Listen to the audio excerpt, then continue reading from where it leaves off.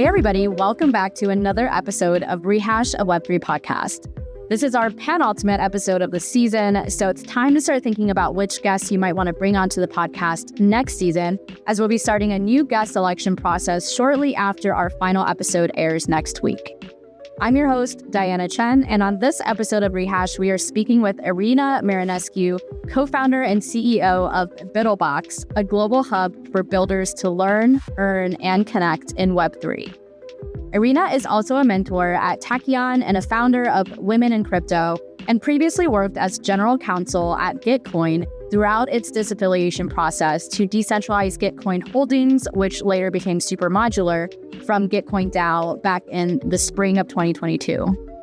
It was also during this transition period that Gitcoin's bounties and hackathons product, which was originally launched in 2017 by Kevin Owocki, began morphing into what is now buidlbox. And in February of 2023 at ETH Denver, buidlbox officially launched to the public, and Supermodular, which was previously Gitcoin Holdings, decided to shift its entire focus to supporting the thriving buidlbox platform.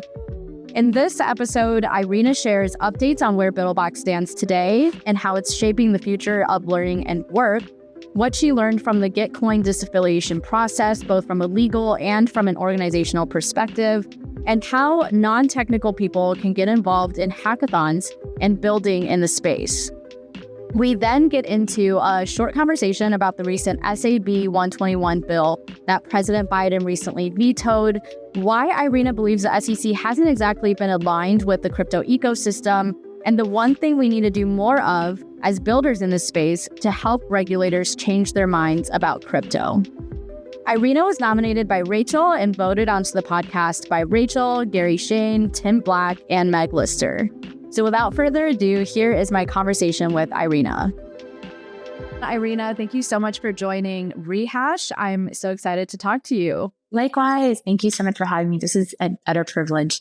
Thank you, Meg. Thank you, Rachel. Thank you, everyone who invited me on and are eager to hear about the joys of, community built ecosystem growth. It's great to hear that we already have so many mutuals and you're so aligned with the community already, with people like Meg from Gitcoin and Rachel, who works with you at buidlbox now. I want to start with a little introduction or a little background into how buidlbox has grown out of Gitcoin's bounties and hackathons product, since I believe it was at ETH Denver 2023 that happened.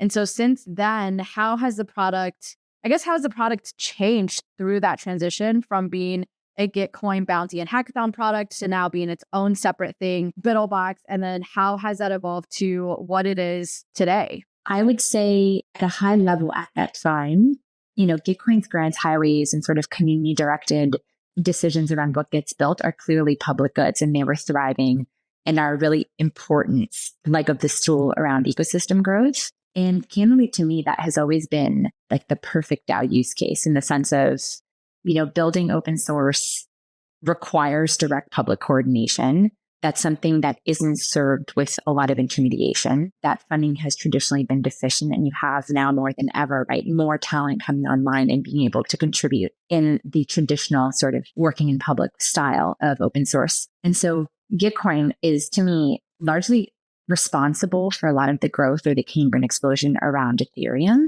But another really important leg of that stool was hacks and bounties.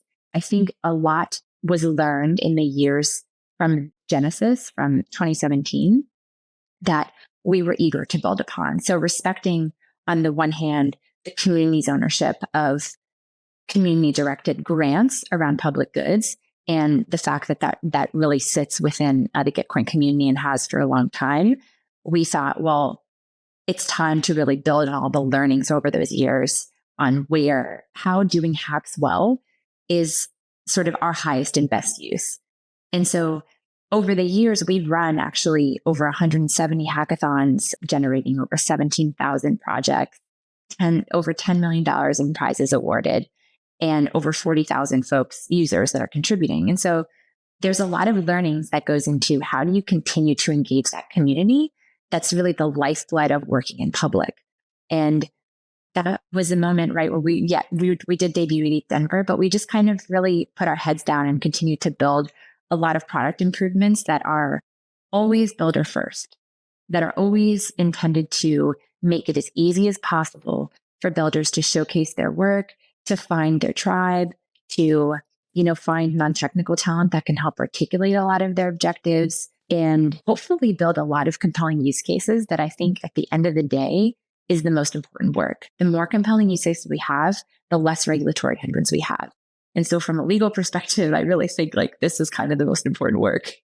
It all ties back in together. And yeah, no, that totally makes sense. And it's really incredible the work that you guys have done and all the projects that you've helped grow out of, nothing, out of just an idea. I took a look at the website. It looks like what buidlbox is today is more than just a hackathon platform. It looks like there's also job postings on there for people who are maybe looking for new opportunities. There's also other ways for people to connect. Can you kind of get into some of the more granular aspects of buidlbox beyond just hosting hackathons and encouraging people to build new things and to develop their ideas? Like, what else is buidlbox trying to build out for people to help them continue to learn and work and connect in the Web3 space? Thank you for the opportunity to talk about it. We probably don't do as good a job, or I don't, candidly, in championing a lot of this improvement that's constantly ongoing. But thank you for highlighting a few of them. So among those that you mentioned are job boards, educational content. Yeah, there's this idea, I think, that undergirds a lot of our work, which is how do you make it as easy as possible for developers to continue building and find their ecosystem of choice, improve upon its documentation, and create a path for them to become developer advocates or product evangelizers. For the ecosystem, you get the fastest route from finding your 1,000 true fans. And for the developer, you really get to career build organically along the way. So continue to add product improvements like job boards, like hosting a lot of educational content or workshopping in hacks, even within hackathons, making it really easy in the judging process so that it's seamless and that feedback can really be shared organically and in real time with teams that will feed hopefully their next iteration of their project.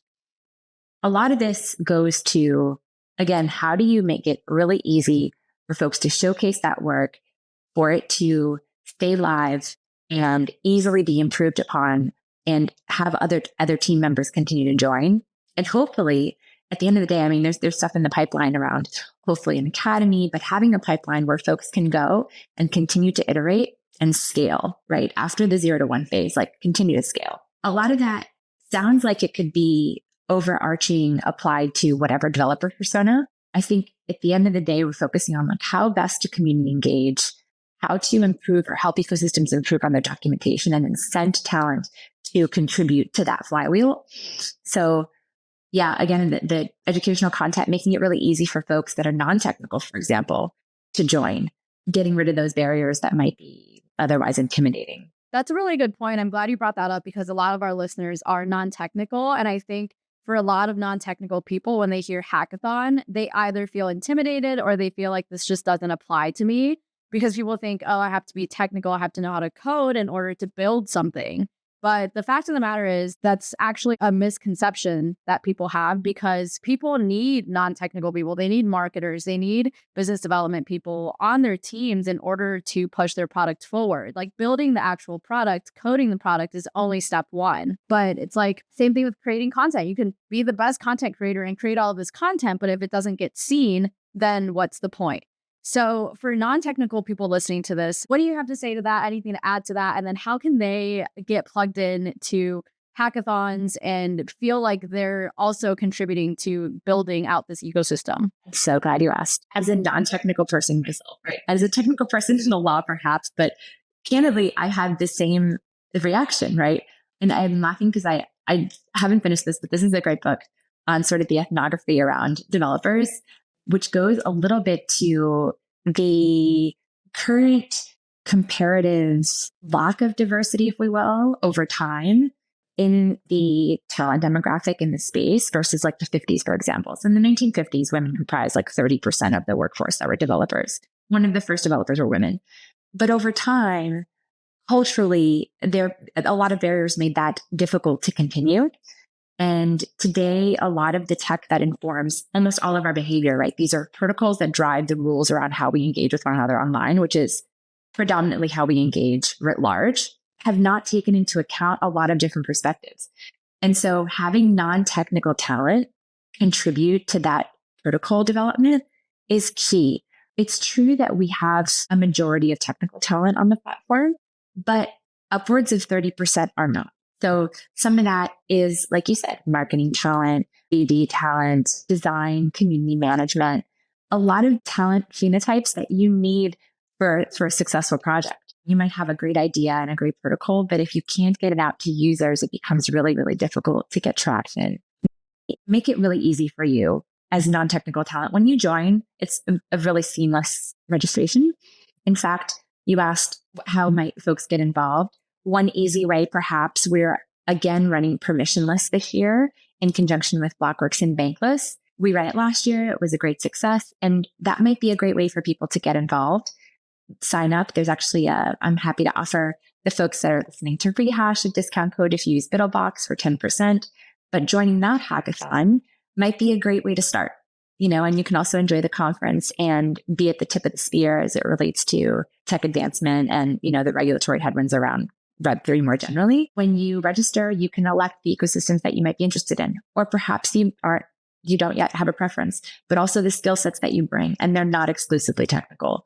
So there's room for everyone. The pie, it's not a zero-sum game, and it's not exclusive. And we are mindfully trying to invite as many folks from different verticals as possible, because that's the collaborative space that I think we know is the recipe for really compelling use cases to scale, to be born into scale. Yeah, absolutely. Thank you for that discount code, first of all, for Rehash listeners.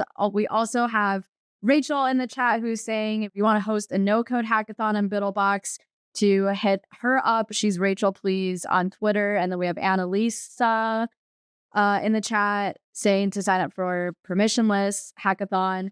So, I'm going to grab all of these links and link them in the show notes so people have them if they're not, they weren't able to tune into this live stream right now. But the resources are there. The thing that Rachel brought up too, I want to kind of just hit on that a little bit with the no code hackathon. What does that entail? Is it a whole hackathon that's built on no code tools as the backbone? And so everybody who participates in the hackathon, like no one has to actually be technical, or how does that work? It does not require technical skill sets to produce an MVP. So the judging criteria will permit, for example, the design of, let's say, an org or an app that you can mock up. You certainly do not need to code it for it to be live. So you can just have a prototype or imagine what it would look like to have, a portal for, a supply chain solution that utilizes open ledgers. I'm just making that up. But I remember we actually hosted one and had a lot of really interesting submissions that you might not otherwise see when you were tethered to one SDK, because you're forced to deliver solutions within, let's say, Meter's ecosystem. And I mention that because it's running right now, but they're looking for specific use cases that utilize their SDK, and that might narrow your creative funnel, if you will, if you're focused on delivering for those judging criteria.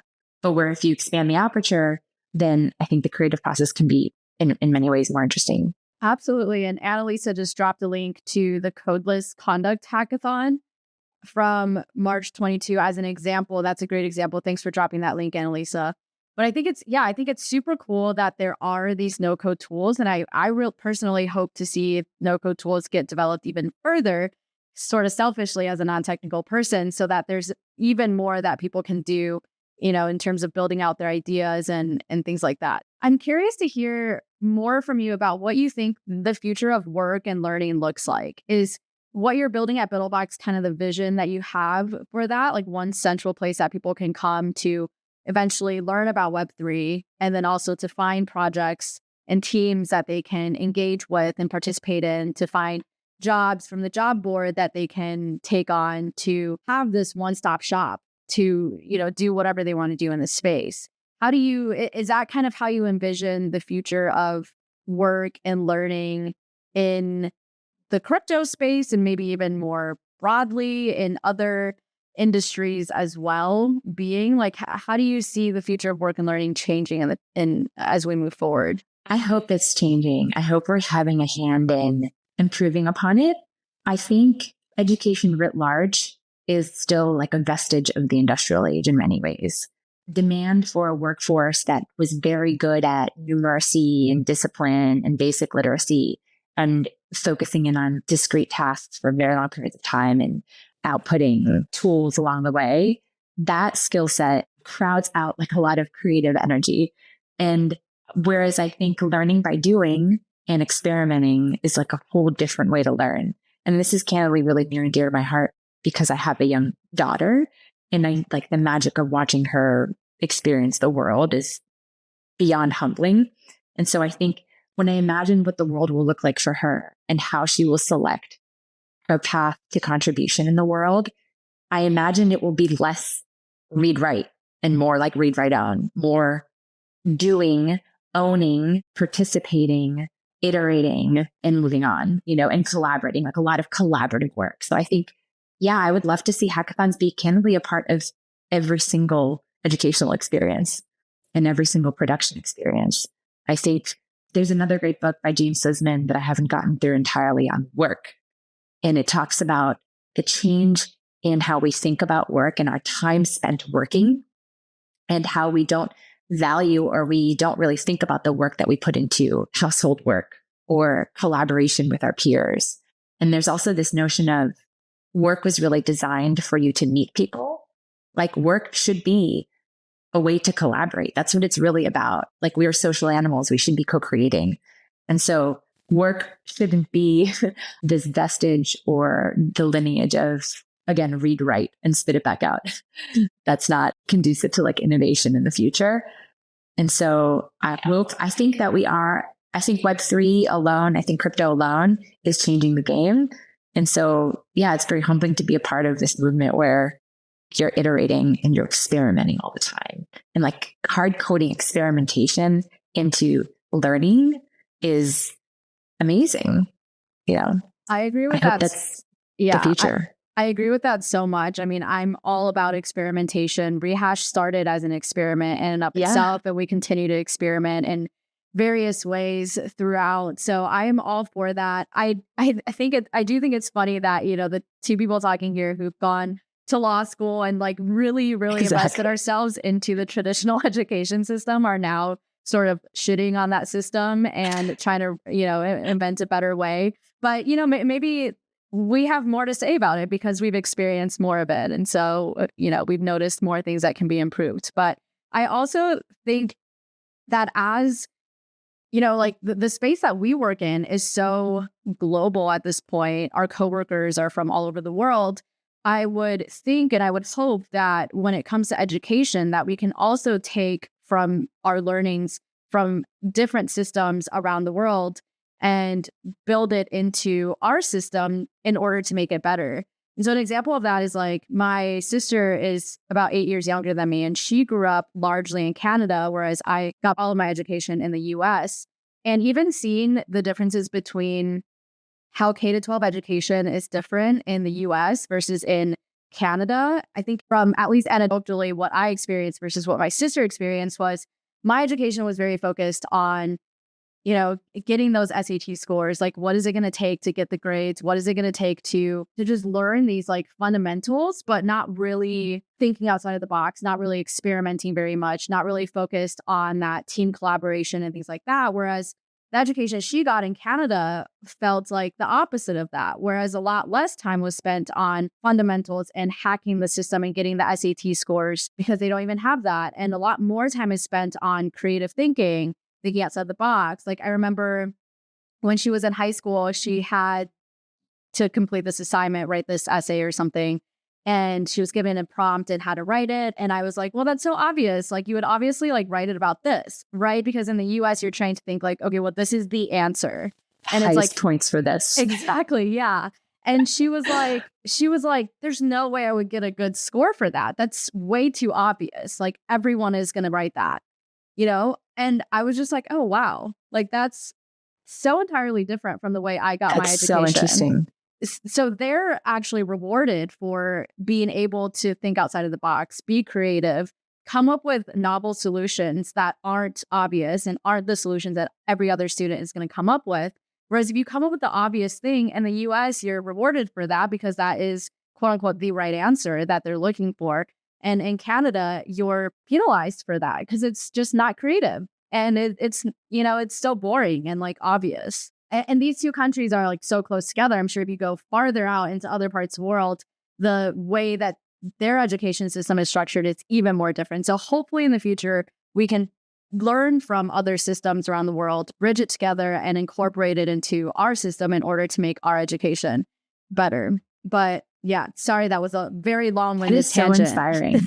I also have to wonder, does it have anything to do with so much of innovation in around Web3 owing to Canadian co-founders? I think there's probably something there. And even just in general, I find myself, outside of Web3 entirely, I find myself really drawn to Canadian comedians and Canadian sitcoms. And I just think it could just be personal preference that I like their sense of humor a little bit better. But it could also be that they're trained to think outside the box and think creatively in these ways from a very young age.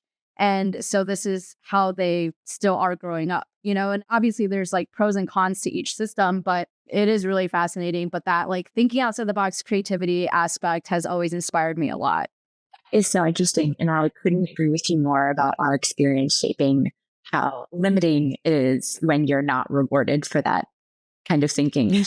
Yeah. Because you quickly see you run up against like a lot of limiters in society where, we were taught to deliver the answer that selected the most points, which is sort of ironic in the sense of Web3 being so advanced in the context of mechanism design that I wonder if it's like self-limiting in that we're like so game ideating that we're maybe we're putting out limiters around what other parameters can inform innovation or behavior or non-financial behavior.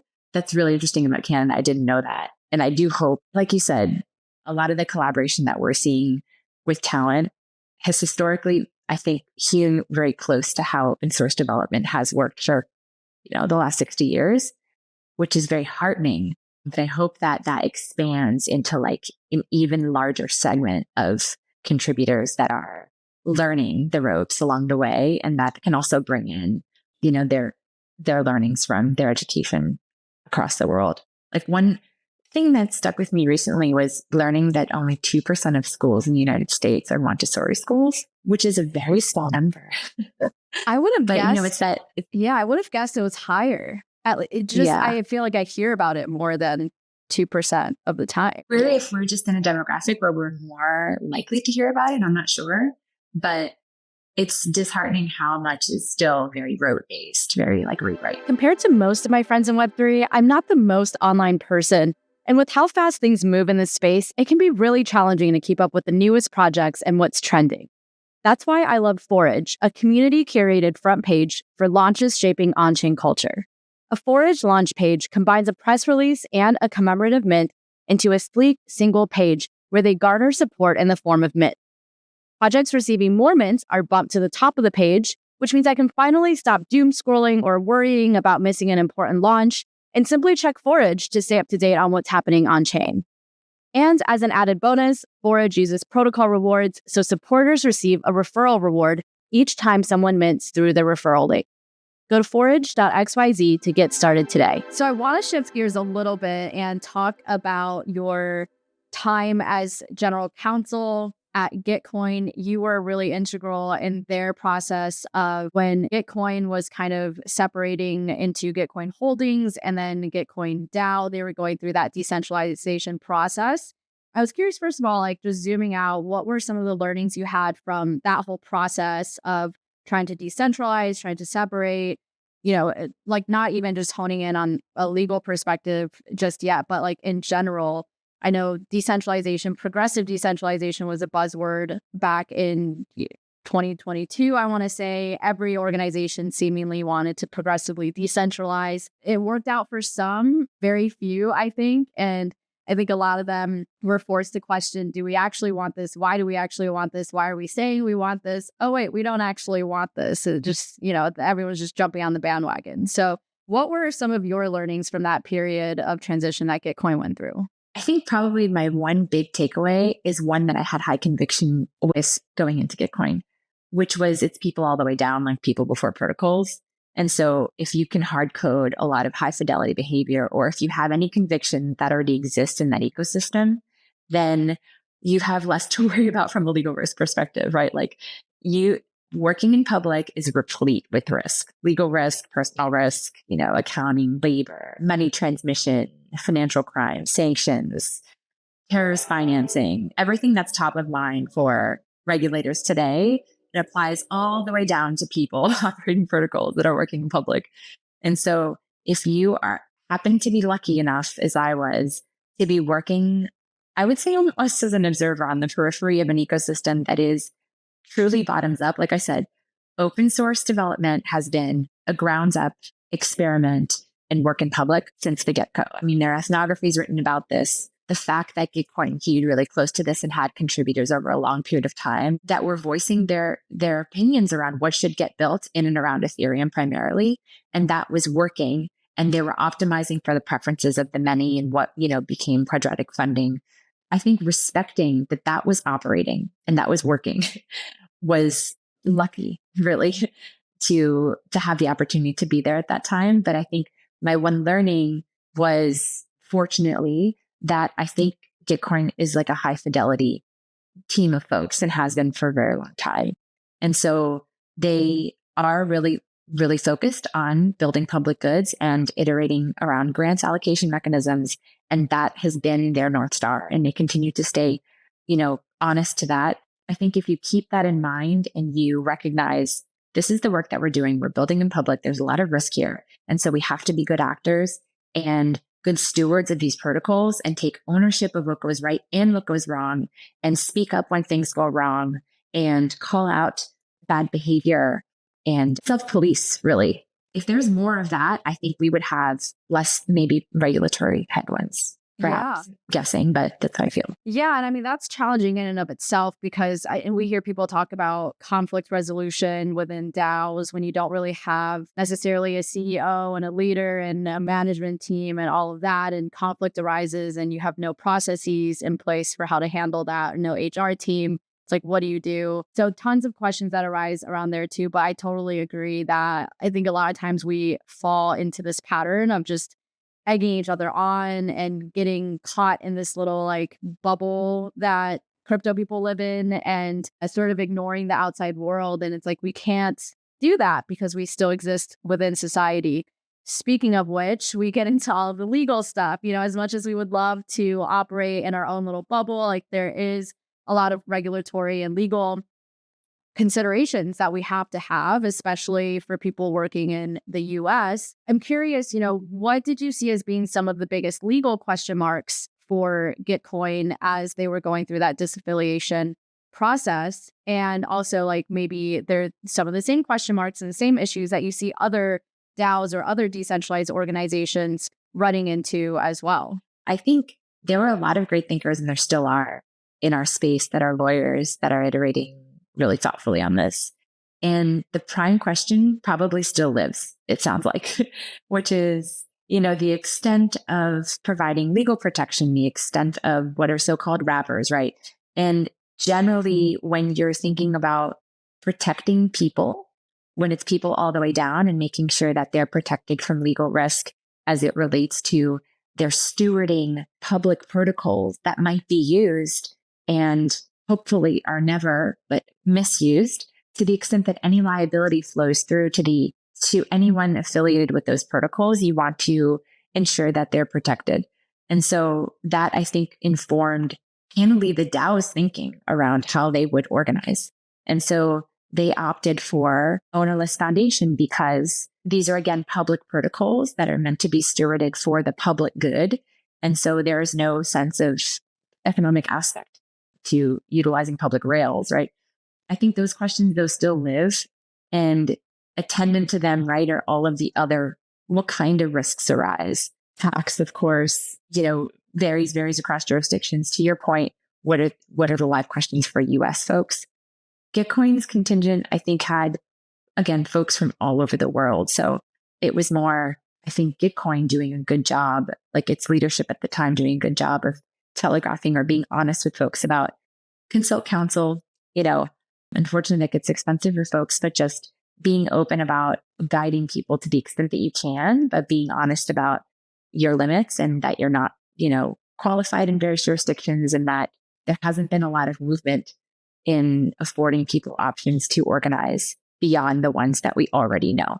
So nonprofits, for profit, the extent of limited liability, things like that are, forgive me, but I don't think that I've heard of a lot of new developments, around organizational law, other than the Wyoming bill and some jurisdictions offshore that are seeking to become hubs for DAOs. But I don't know that I think it's had mixed success. And that's kind of the biggest problem we're facing, is that there just hasn't been much guidance around this, right? So where even lawyers are like, yeah, you can put wrappers around this, you can do X, you can do Y, but even lawyers sometimes disagree in terms of how far you have to go with that, because people just don't know. There isn't guidance on this. There isn't case precedent for how far you need to go in terms of protecting yourself and putting wrappers around what you're doing in order to be quote unquote safe, 100% safe. You can never really say that you're 100% safe no matter what you do. Yeah. And that's the scary thing, is that there's always some risk involved, and not everybody feels comfortable with that, with any level of risk when it comes to something as big as potentially breaking the law or not. Fun fact about you is that you used to be a legal intern for the SEC. So I was hoping that maybe, having worked for the SEC in the past, that you maybe have some additional insight to what most people have about how the SEC thinks. What is their perspective on all of this? Why are they doing what they're doing? Why do they seem to just want to fight with us instead of trying to maybe work with us, maybe come to a compromise, maybe something else? Can you shed any insight into how the SEC thinks?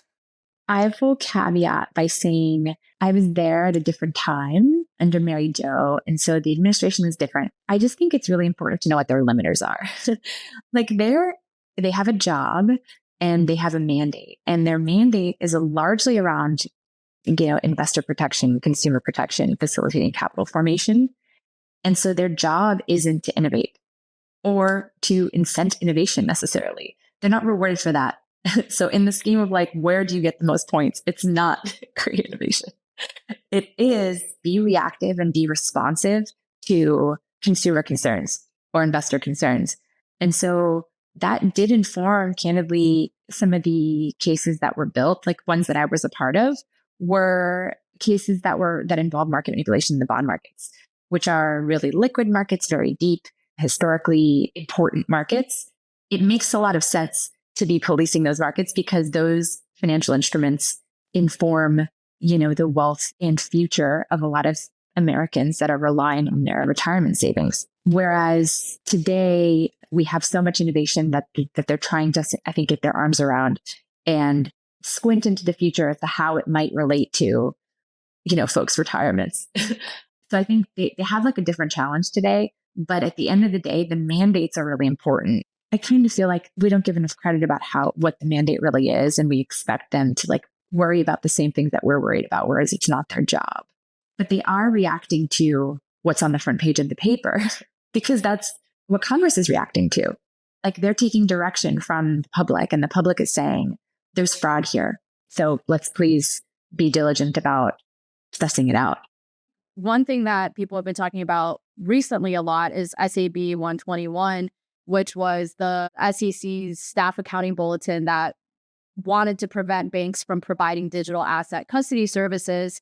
And then that was actually, I think even the crypto community was pretty shocked to see that Congress and the Senate voted to cancel SAB 121 with pretty good bipartisan support, which is really shocking and also really made people feel really optimistic, I think, within the crypto space. And we got really excited. And then obviously Biden ended up vetoing the bill. So it didn't go through. And I think, the quote that I think was just reading this, I still have it pulled up. Biden said, by virtue of invoking the Congressional Review Act, this Republican-led resolution would inappropriately constrain the SEC's ability to set forth appropriate guardrails and address future issues.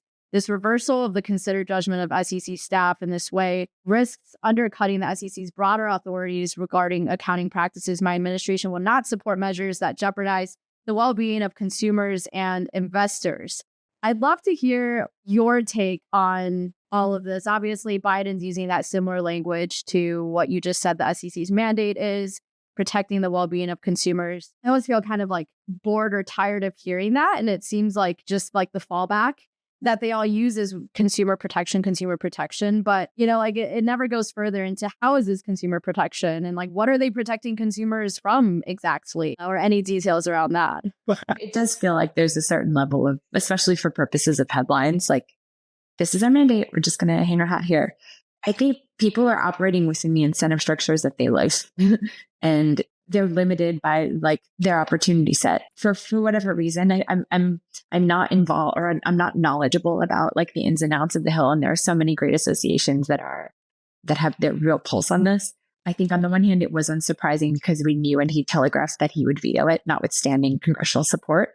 It seems like there's been sort of mixed wins on the SEC's part in some cases, like the Coinbase case and Terra. And so while they have sort of mixed results, they're still hewing close to, we believe there to be too much risk here. Yeah, we believe there to be too much risk, and we will use the tools at our disposal to ferret it out or to market correct. And where we see that this, if we squint into the future and we see that these assets might make their way into larger holdings like ETFs, for instance, which has already happened, then we will make it all the more difficult for that risk to, we will try to contain that risk. The likes of SAB 121 or other tools that prevent like large institutional players from participating on behalf of retail. I think at the end of the day, my big take is like, it makes our work all the more important because if we can just deliver more compelling use cases and help them scale, then these problems become less pressing. Yeah. So I was going to ask, that was my next question is, what do you think we need to do more of in order to convince them? Because to me, it seems like having clear bipartisan support from both the House and Senate is pretty good. It's like a pretty good indication to the president, to the SEC, that, hey, maybe there's more support for this than we thought. So I guess, your answer to that would be that we just need more and bigger use cases that show them, hey, there's like normal things that people can do with crypto. That's not just casino stuff. And there's as much risk in this as there is in people that invest in the stock market, which we have been doing for ages. Or if we normalize it, maybe there's less. I don't know. I mean, we're building public infrastructure.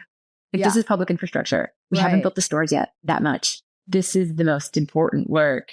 And it's our job to sort of sway public opinion that these rails are really important. It's not always the risk that sits with the highway as much as it does with the auto manufacturer. I mean, I don't know. I'm loosely analogizing, but you raise a good point around there's clearly a groundswell here. And I think there's PACs, right? Like the Ryan Selkis's Fair Shake PAC or other orgs that are doing a great job of organizing sentiment and like articulating public sentiment of how important this is. And the single issue voter really coming out to speak up this time around. I heard this stat around, the 90 million as compared to the 90 million or 40% of Americans that own crypto, there being 65 million dog owners. Like, now, do you imagine a world where you would make it more difficult for dog owners to own their dogs and to like care or shepherd their dogs? But here we are, like the flippening has happened, and yet we still have like these massive headwinds. We have to continue just building and not paying attention to that noise because it's still there. It's a vestige of the past, and there will be a shift at one point or another, hopefully soon.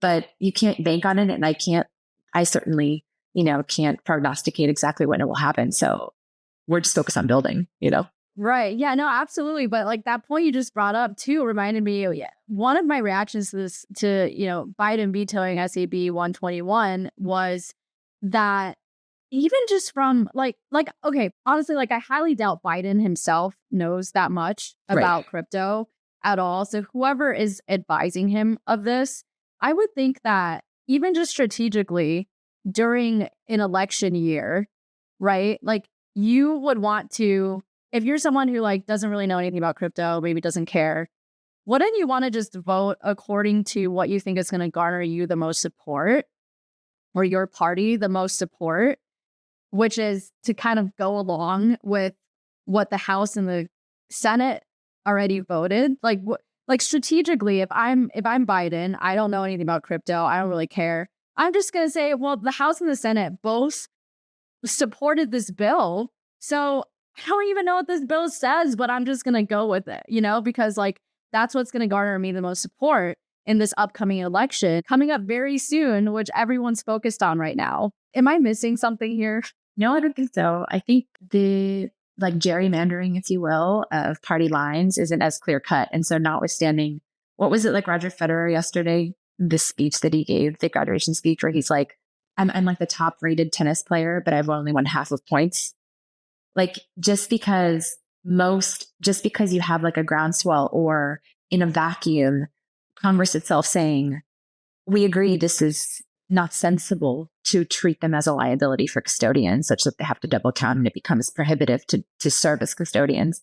Notwithstanding that you have that consensus, it just so happens that another branch of government lines up with like a gerrymandered subsegment of the folks that disagree with that sentiment in Congress. And they, together think it's too early, there's too much risk, or whatever other concerns are animating that veto, that pen. It's unfortunate. Yeah, no, absolutely. We'll just have to see how it plays out. But moving off of all of that, I did want to make sure we save some time to talk about something that Rachel actually brought this to my attention, that you're a mom, which is like, I mean, the fact that I would have to call that out because it's like so rare in crypto for people to have kids or to like have families. I feel like everybody I interact with is like in their early 20s and, living a completely different life and different reality. But she brought this up because I think she's had conversations about you or with you about the fact that being a mom has sort of changed your goal in all of this and your North Star and why you're even working in crypto. Can you talk a little bit more about that? First, I want to see more moms in crypto. I think it'd just be great. It's very positive, some like synergistic experience because growing a human is just the most humbling. Like watching them learn from the world and learn like cause and effect and like simple things that we take for granted all the time. And just that like first principles thinking is so humbling. Candidly, the opportunity to be a part of buidlbox came at the perfect time because I had just had Stelly and I'd also been teaching for a number of years at Cornell Tech in this collaborative space with JD and CS students and seeing how great it is to have different skill sets collaborating together and how there's really like no other way to learn and build. And so having her in my life and watching her grow and thinking about what her future will be like is a main driver for how I spend my time because arguably some of my most important contribution, right, are making sure that I grow a like high fidelity human in the world that's going to contribute and make an impact of some sort. And then it's like happy and well adjusted. In the meantime, what else am I doing, right? Like how am I contributing to her growth and getting to work with like, honestly, some of the most talented innovators is beyond humbling, right? Getting to talk to you, folks that likewise have come from just like very storied kind of backgrounds where you're practicing at something a very long time. And now you have the opportunity to like expand your skill set and thinking about how the future will allow people to really expand their skill set so that you're not tethered to one vertical that might no longer, a field because of AI or because of ML or because of whatever other technological advancements you're not really paying attention to. I think my North Star is like, it's thinking about the next generation and how to best contribute to how they learn, how they earn, how they grow in addition to my own is like really, really important work. So I'm really lucky to get to think about it. And I think it's like really synergistic when you have that experience in your personal life and then you get to also think about it professionally. So more moms. I love that you shared that because I've spoken to a number of parents, I think even on Rehash, and they've all said similar things, is that through their kids, they're able to have almost a different perspective of why they're doing the things that they're doing. Like we talk about decentralization, the impacts that that can have on different industries and different fields. But really, when you have the next generation, the future living in your house around you all the time, like you're constantly thinking about that even more. And I hope that more parents can speak up about that, because I think a lot of people assume that, at least in the space, because the space is so dominated with young people, which is a great thing and it brings a lot of energy into the space. But I think that a lot of people also assume that, once you're a parent, like you're distracted, you're not focused, you can't just grind away all the time. Like you've got other things to worry about. You can't work as much. You're going to build slower, like all these negatives. And there's so much positive to it that people don't talk about, and they don't know because they're, like we said, like there aren't that many parents in this space. And so it doesn't get talked about a lot and a lot of people don't know. So I'm really glad you shared that it just gives you like another driving motivator. It gives you another insight into, I'm sure once your daughter gets older and goes to school and learns new things and starts using technology herself, and maybe even hears about the work that you're doing and learns about crypto, and you get to see all of that through her eyes, through the eyes of somebody who, like this is all they've known. Like it's hard for us to relate to that. I mean, we can't relate to that ever because we grew up at a time without internet and without all of this, and we can't ever rid our brains of that. So yeah, I think I'm really glad you shared that. And I think if anything, like having that little version of yourself running around is just help support the work that you're doing even more. Henry, she's so much better. She's just the coolest person I've ever met. Oh, But thank you for creating a space for people to be able to talk about that stuff, because it's not always, like maybe you're alluding to, apparently relevant. Whereas it's like internally relevant, but I'm not like articulating it because I take it probably for granted. But it is like an accretive experience for people, I think, who are building. So last thing before I let you go, we end every episode with a can you not? So this is like pet peeve of yours that people do in the space that you wish they would stop doing, or just something like, can you not fill in the blank? So did you come prepared today with a can you not for us? I did, but I candidly worry it's not very original because it's flavor to me of what I've heard others contribute. And maybe that's just because it's true, just because people share the sentiment.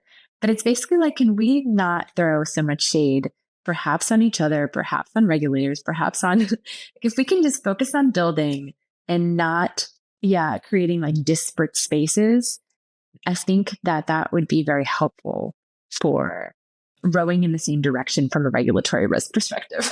Yeah. So yeah, I just think decentralization, maybe by design, makes it really easy to divide and conquer. And I think it's still fragile. I love that. That is actually really in line with what Johnny Mac from Hypersub said last week on the podcast. Like, can we not, I think he said something to the effect of like, can we not like just keep going at each other? Can we like support each other instead of bringing each other down? And you're kind of like, can we just worry about ourselves and what building. we're doing? And building. Like it's and noise otherwise. Yeah, not worry so much about others. As I've just like went on this whole diatribe about, Congress and what the hell they're doing. No.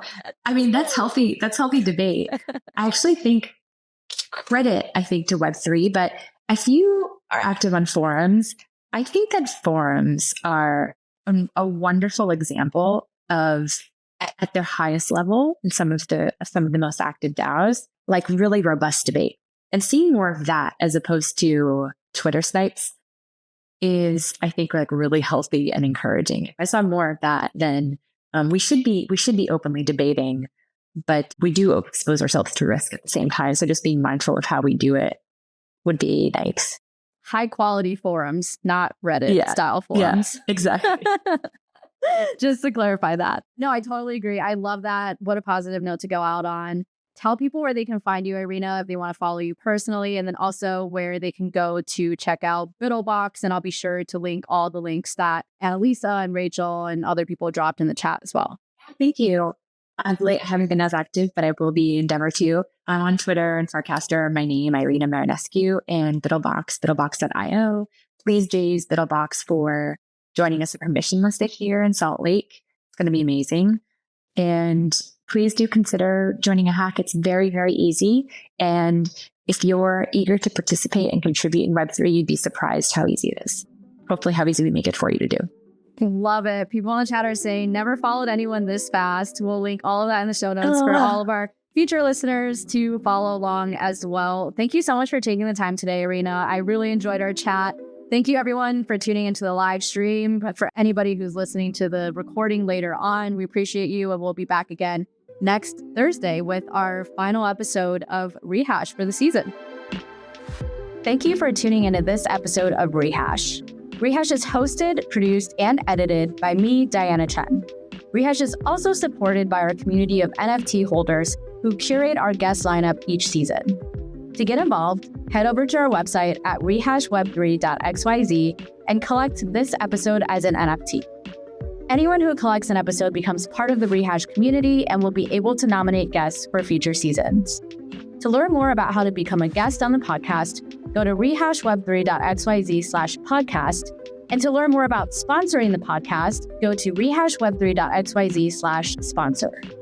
Finally, be sure to follow us on Twitter, Instagram, and TikTok at rehashweb3 or on Warpcast and Lens at Rehash, and join our community on Telegram at t.me/rehashweb3. If you enjoyed this episode, please rate, review, and subscribe on Apple Podcasts, Spotify, or wherever you get your podcasts.